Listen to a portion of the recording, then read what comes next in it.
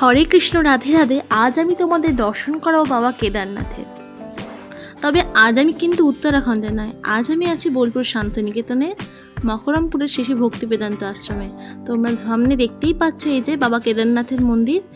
আমাদের এখানে এই মন্দিরটি নতুন হয়েছে আর আজকে তারই ছিল উদ্বোধন।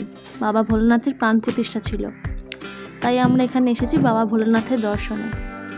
আর সামনে যে ডান দিকে মন্দিরটি দেখতে পাচ্ছ, এই মন্দিরটি হচ্ছে রাধা মাধবের মন্দির।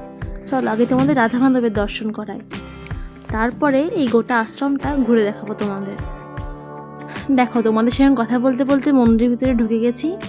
সকলে রাধা মাধবকে দর্শন করো। রাধা মাধবকে দেখতে তার অপূর্ব লাগছিল। এখানে মাঝে মধ্যেই চলে আসি। তোমরা আগেও হয়তো শর্ট ভিডিওতে এখানকার রাধা মাধবের দর্শন করেছো, কারণ এখানে আমি প্রায়ই আসি। খুব সুন্দর, অপূর্ব সুন্দরভাবে রাধা মাধবকে সাজানো হয়েছে, দেখলে একদম মন ভরে যাচ্ছে। আর আজ এখানে মন্দিরের উদ্বোধন উপলক্ষে এখানে দেখো কত পুজোর আয়োজন হয়েছে, আর এখানে প্রচুর ভক্তের সমাগম হয়েছে। মন্দিরটি একদম উত্তরাখণ্ডে বাবা কেদারনাথের মন্দিরের আদলেই বানানো হয়েছে। আর এখানে দেখো রয়েছে জগন্নাথ দেবের রথ। এখানে রথযাত্রার সময় জগন্নাথ দেবের রথও বের হয়। আর এই পাশেই রয়েছে হনুমানজির মন্দির। এই রাস্তাটি হচ্ছে একদম রাধা মাধবের মন্দিরের পাশেই যে রাস্তাটি, এই সোজাই সামনে কি এই হচ্ছে ভোগ মন্দির। আর এই পাশটি সামনে যে দেখতে পাচ্ছ টিনের শেড দেওয়া, এটা হচ্ছে গোশালা। চলো গোশালায় তোমাদের দেখায়। আর দেখো সামনে যাচ্ছে হেঁটে হেঁটে, ও আমার হচ্ছে বান্ধবী। তোমরা আগে হয়তো ব্লগে দেখেছো, ওর বাড়ি আমরা বেড়াতে গেছিলাম। ও আমাকে দেখাচ্ছিল যে গাছে কত আম হয়েছে। চলো এবার তোমাদের গোশালা দেখায়। এখানে লেখাই আছে শ্রী নন্দ গোশালা। এই গোশালাতে প্রচুর গোমাতা আছে। চলো তোমাদের গোমাতাতে দর্শন করায়। দেখো ওখানে কত গোমাতা রয়েছে। এবার চলো বেরিয়ে সামনের দিকেই আছে গেস্ট হাউস। আর এখানে খুব সুন্দর সুন্দর গাছ রয়েছে, একদম ছাওয়ায় ঘেরা। আর আজকে খুব গরমও ছিল, কিন্তু এই গাছের তলায় এসে খুবই ঠান্ডা ঠান্ডা, খুবই ভালো লাগছিল। আর এপাশে দেখো রয়েছে এখানকার যিনি মহারাজ, ওনার ঘর, এখানেই উনি থাকেন। আর সামনে যিনি রয়েছে ইনি হচ্ছেন মহারাজের গুরুদেব। এখানে বিগ্রহ হিসেবে রাখা হয়েছে। এত সুন্দরভাবে মূর্তিটি বানানো, পুরো যেন অবিকল মনে হচ্ছে যেন সত্যিকারেই কেউ বসে আছে। খুব সুন্দর এই জায়গা।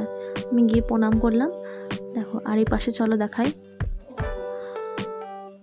এখানে গেস্ট হাউস রয়েছে। সব ঘোরাঘুরির পর আবার যাচ্ছি মন্দিরের দিকে। যাওয়ার পথে মনে হলে একবার যেন আবার গোশালায় ঢুকে গোমাতাদের একটু আদর করে যায়, তাই আবার যাচ্ছি আবার গোশালায় গোমাতাদের আদর করতে। এই সামনেই রয়েছে ছোট্ট ছোট্ট বাছুররা, আর ওই পাশে রয়েছে বড় বড় গোমাতারা। ওদের আদর করতে খুবই ভালো লাগে।